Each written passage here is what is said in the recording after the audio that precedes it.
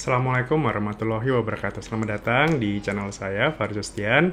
Nah, kali ini masih seputar Huawei MatePad Air 2023 ya. Nah, salah satu keunggulan tablet ini adalah dia bisa dikonekkan ke layar monitor gitu ya, dengan menggunakan bantuan kabel data menggunakan HDMI dan juga port Type-C seperti itu. Jadi kayak kita mengerjakan ke layar yang lebih besar. Nah, kali ini saya akan mencoba mengkonekkan tablet saya ini ke monitor yang ada di depan saya. Dengan bantuan tentu saja pertama adalah dongle ya. Dongle ini kebetulan dulu saya beli dengan merek Ugreen di Tokopedia, kabelnya Type-C langsung. Kemudian di sini juga ada beberapa port, ada USB generasi 3, kemudian ada, ini kalau nggak salah ada 10 port ya, jadi yang paling lengkap, jadi bisa connect untuk segala macamnya, termasuk kabel HDMI ya, yang nanti akan kita masukkan ke dalam monitor yang ada di depan sini. Oke, kita coba, kita konekkan dulu dongle-nya ini ke dalam kabel HDMI. Oke, ini adalah kabel HDMI-nya, kita coba konekkan ke dongle-nya dulu.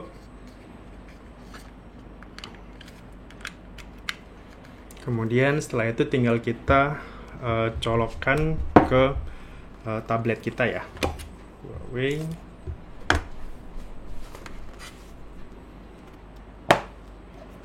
Oke, seperti ini. Kita colokkan aja ke tabletnya. Oke, kemudian nanti akan ada notifikasi proyeksi berkabel. Kita langsung klik aja setuju. Oke, kemudian nanti kemudian nanti akan otomatis akan tersambung ke layar monitor ya. Oke, kita akan coba perlihatkan terlebih dahulu. Oke, ini berhasil kita konekkan dari tablet di sini, kemudian kita konekkan ke layar yang ada di depan sini ya, gitu. Jadi resolusinya juga masih sama. Kalau monitor sendiri itu resolusinya adalah Full HD 1920 kali 1080. Kemudian ini dia menyesuaikan dengan resolusi yang ada atau rasio yang ada di tabletnya, yakni sebesar 3:2 ya kalau nggak salah. Nah, ini tinggal kita coba aja. Misalkan kita mau buka Netflix gitu ya. Nah, di sini sebenarnya kalau pertanyaannya misalkan gimana cara menggunakan Google-nya gitu ya. Di sini saya menggunakan dua. Yang pertama adalah G-Space dan juga Gbox ya, gitu. Ada kalau di luar itu banyak yang menggunakan Gbox, karena kalau Gbox itu dia masih tanpa iklan ya. Di sini tanpa iklan.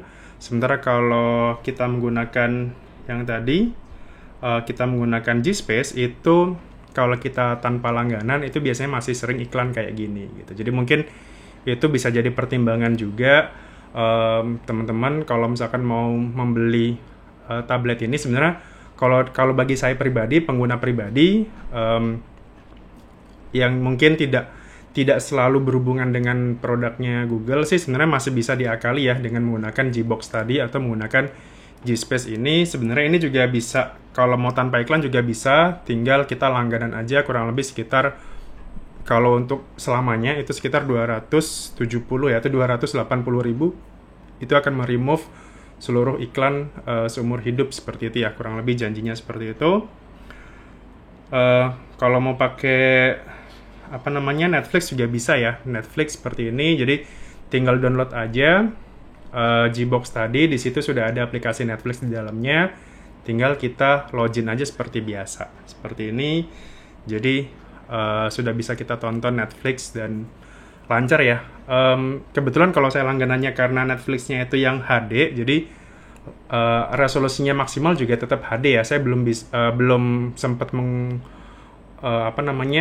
saya nggak tahu apakah ini bisa digunakan ke Full HD atau enggak, tapi kalau kita langganan yang Netflix yang HD aja biasa, itu sih sekarang sudah bisa digunakan ya, seperti itu.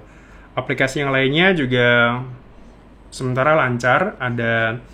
Di sini ada WhatsApp, kemudian ada Instagram juga, kemudian ada video, ada Zoom, ada Canva, kemudian untuk kita coba tes pen di sini, kita coba. Nah, ini bisa coretannya dengan gampang ya. Jadi lancar sekali. Kita gunakan.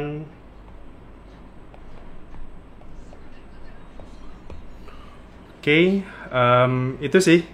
Jadi gampang ya untuk mengkoneksikan antara ke layar yang di tablet ini ke monitor yang ada di samping saya. Cukup tadi ya peralatannya dongle yang kalau bisa kabelnya yang sudah Type C, kemudian yang sudah ada colokan HDMI-nya ya. Jadi biar monitornya itu menggunakan, biasanya kan kabelnya kabel HDMI ya. Sementara untuk mengkoneksinya dia menggunakan kabel Type C ini gitu. Jadi peralatannya cukup pakai dongle saja.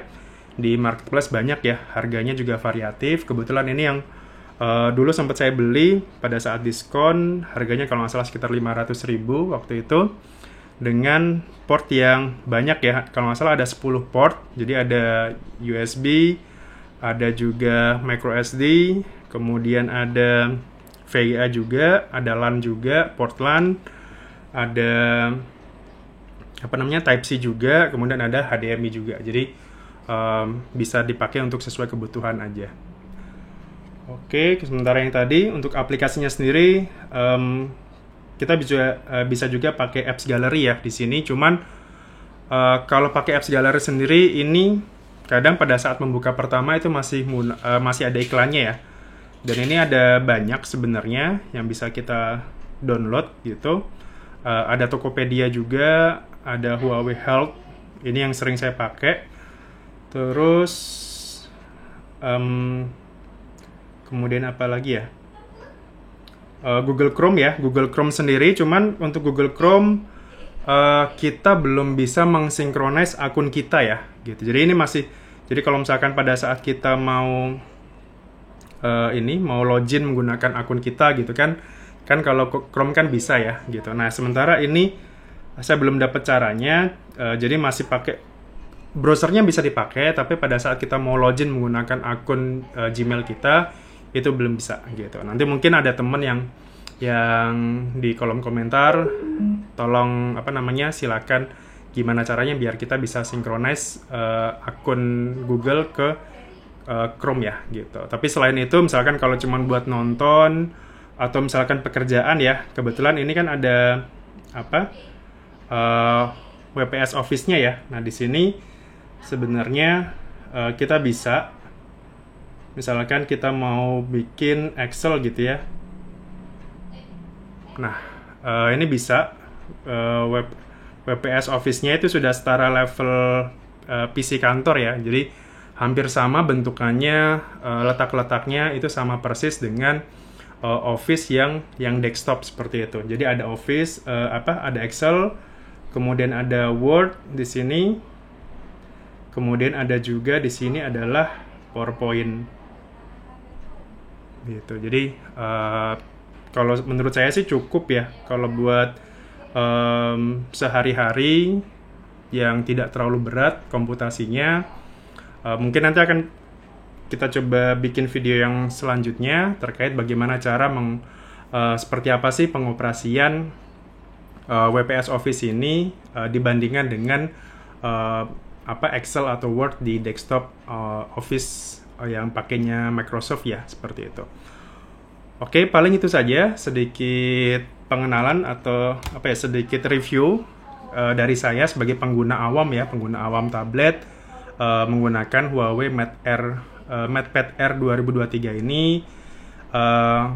Bagi saya yang seorang pengajar, ini sangat membantu sih, terlebih misalkan tadi ya bikin konten menggunakan tablet, atau mungkin kalau pada saat di kantor kita bikin note atau bikin kita harus berhubungan dengan Excel dan PowerPoint, ini saya kira cukup sih. Harganya juga di bawah harga iPad tentunya, dan sudah bundling keyboard dan juga kalau dulu keyboard, kemudian ada M pensilnya sama mouse-nya ya. Mouse-nya sendiri saya dapat gratis seperti ini ya bentuknya ya.